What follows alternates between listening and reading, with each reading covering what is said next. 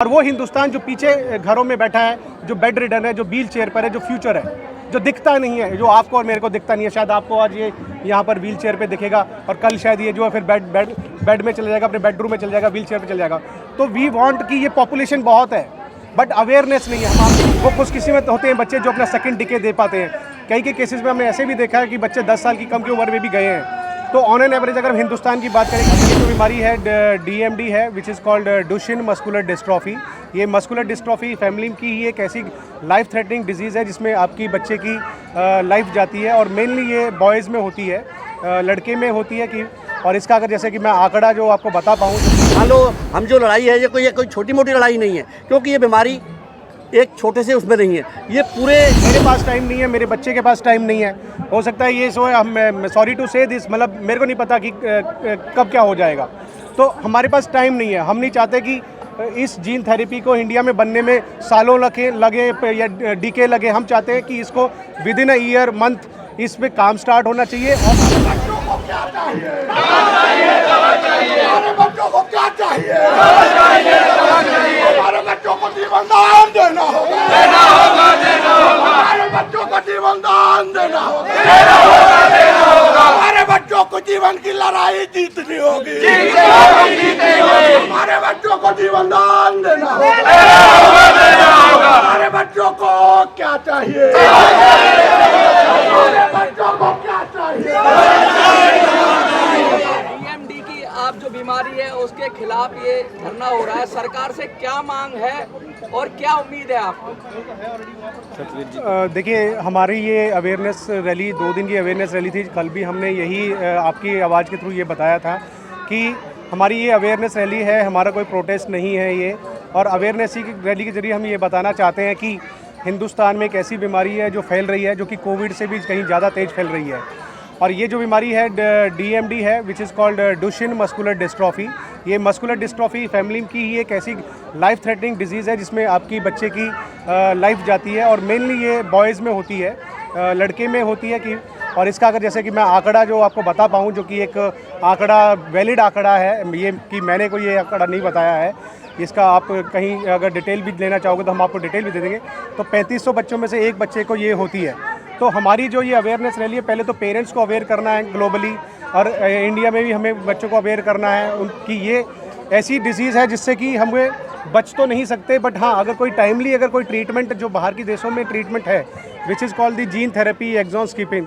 तो ये जो बाहर के जो मेडिकल फ्रेटर्निटी है वो इस लेवल तक पहुंच चुके हैं कि इस जीन थेरेपी को हिंदुस्तान में तो नहीं बल्कि बाहर तो ये ईजिली अवेलेबल हो जाएगी अगले आने वाले 2-3 महीने के अंदर। बट जो साइंटिस्ट और जो मेडिकल फ्रेटर्निटी जिस जीन थेरेपी को बाहर भी कर रही है अदर कंट्रीज़ के लिए, वो भी हमारे ही साइंटिस्ट हैं, हमारे ब्रिलियंट माइंड है। सो हमारी इस रैली से ये आस्किंग है टू दी गवर्नमेंट कि पहले जो जीन थेरेपी का जो और एक्सॉन स्किपिंग का जो प्रोसेस है उसको एक्सपीडाइट किया जाए। और हमारे हिंदुस्तान में एक ऐसे ब्रिलियंट साइंटिस्ट और डॉक्टर्स हैं जो अपने मेडिकल इंस्टीट्यूट्स में अगर उनको फंड दिया जाए, रिसर्च स्टार्ट कराई जाए, तो उसी जीन थेरेपी को जो बाहर के देशों में करोड़ों में आती है, वही हमारे हिंदुस्तान में वो बन सकती है। और वो करोड़ों की जो है वो लाखों में आ सकती है, लाखों की वो हज़ारों में आ सकती है। बिकॉज हमारे यहाँ पर पॉपुलेशन 140 करोड़ की आबादी है और अदर कंट्रीज़ में वो पॉपुलेशन नहीं है, 1-1, 1.5 करोड़ की पॉपुलेशन है। तो हमारे यहाँ पे ज़्यादा प्रॉस्पेक्ट्स हैं, हमारे यहाँ पे ज़्यादा मरीज़ हैं, हमारे यहाँ पे ज़्यादा बच्चे बीमार हैं। अब दूसरा हमारा ये कि हमारा जो नेशनल रेयर डिसीज़ पॉलिसी जो 2021 में बनाई गई थी, उस नेशनल रेयर डिसीज़ पॉलिसी में DMD डुशेन मस्कुलर डिस्ट्रॉफी को एक लाइफ थ्रेटनिंग डिजीज़ की कैटेगरी में रखा जाए। बिकॉज इसमें बहुत ही घातक बीमारी है और इसमें बच्चे की जान जाती ही जाती है। तो 15-20 साल मैं ये कहूँगा कि करीबन मतलब वो खुशकिस्मत होते हैं बच्चे जो अपना सेकंड डिके दे पाते हैं। कई के केसेस में हमने ऐसे भी देखा है कि बच्चे 10 साल की कम की उम्र में भी गए हैं। तो ऑन एन एवरेज अगर हम हिंदुस्तान की बात करें, क्योंकि यहाँ पे फैसिलिटीज़ है नहीं, यहाँ पे आपको अवेयरनेस है नहीं, तो यहाँ पे ना बच्चों को स्कूल में कोई फैसिलिटी है, ना उनको कोई हॉस्पिटल में फैसिलिटी है। तो वो सारी अवेयरनेस और वो हमारी सरकार से मांग है कि जो भी आज की डेट में रिक्वायर्ड ट्रीटमेंट या मेडिसिन या अवेलेबल है, वो हमारे हिंदुस्तान के साइंटिस्ट उसको यहाँ लेके आएँ और रिसर्च स्टार्ट करें। किस किस तरह की बच्चों को तकलीफ होती है और बच्चे जैसे आपके पास आपका बच्चा भी बैठा हुआ है, तो क्या क्या परेशानियां होती हैं और किस तकलीफ से बच्चा गुजरता है, उसे थोड़ा विस्तार से बताइए। बेसिकली अभी मेरे साथ जो है ना, मेरा बेटा मेरे साथ है।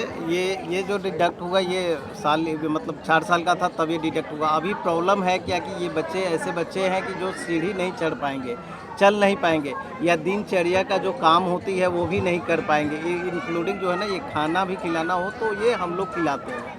तो अभी ये स्टेज है, तो आगे चल के ये प्रोग्रेसिव डिजीज़ है, तो ये आगे चल के जो है ना और ज़्यादा ही प्रॉब्लम होती जाएगी। और एक सर्टेन एज के बाद, जैसे कि मेरे फ्रेंड ने बताया कि जो है ना इसमें जो है ना बहुत सारे लोग जो है ना सेकेंड डिकेट नहीं देख पाते हैं। तो ऐसी चीज़ें आ रही है ऐसे बच्चों का। अभी आप लोग के साथ जो है ना बहुत सारे ऐसे बच्चे हैं जो लोग व्हील चेयर पे आए हैं दूसरे जगह से। तो इनका कंडीशन देख सकते हैं कि आप जो बच्चे व्हील चेयर पे हैं, जो चल नहीं सकते हैं, उनकी क्या स्थिति होगी, उनके पेरेंट्स के साथ क्या स्थिति क्या होगी। चलना ही सिर्फ एक लक्षण है और बाकी मल्टीपल ऑर्गन फेलियर और बहुत सारी बीमारियां और भी आती हैं? चलना सबसे पहला संकेत होता है। ये स्टार्टिंग लेवल में जो है ना, स्टार्टिंग जो होता है ना, मसल जो वीक होता है, कफ वगैरह जो है ना कमज़ोर होने के चलते पहले तो स्टार्टिंग वो चलने से ही होती है, and then gradually it grows, और आगे बढ़ते बढ़ते वो हार्ट, लंग्स और बाकी चीज़ों पे जाती है।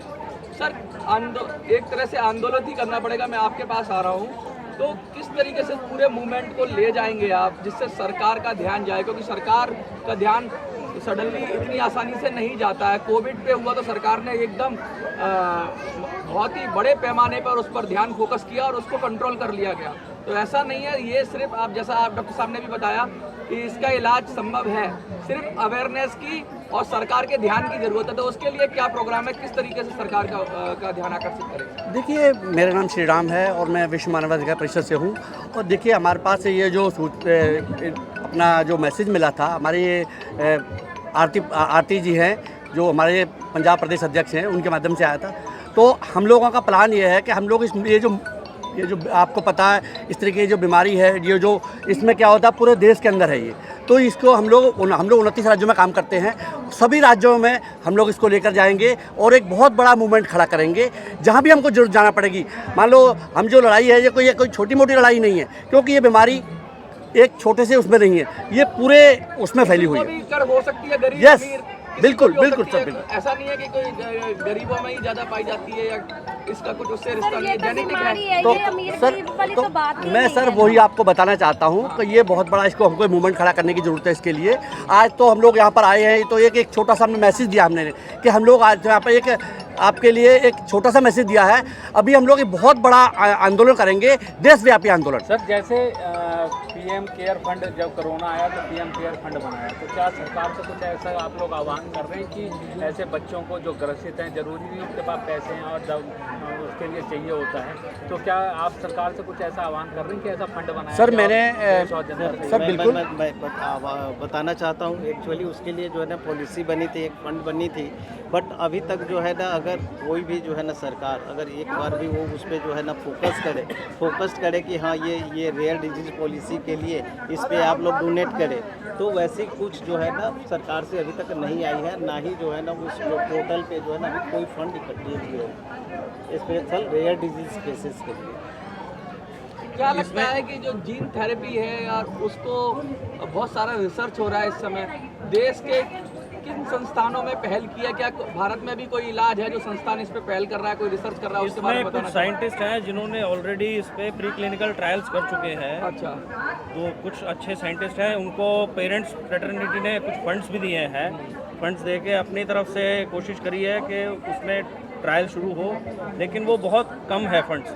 अभी पेरेंट्स को इतना नहीं फंड्स मतलब आप कह रहे हो कि कोशिश की जा रही है, लेकिन अभी Already समाज की तरफ से हो रही है, सरकार की समाज की तरफ से हो रही है। उसमें प्री क्लिनिकल ट्रायल में उनका कुछ सक्सेस मिली भी है। अच्छा। और जो साइंटिस्ट हैं वो वहीं अमेरिका में ही काम कर रहे थे, वहाँ से वापस आए हैं साइंटिस्ट यहाँ के बच्चों को हेल्प करने के लिए।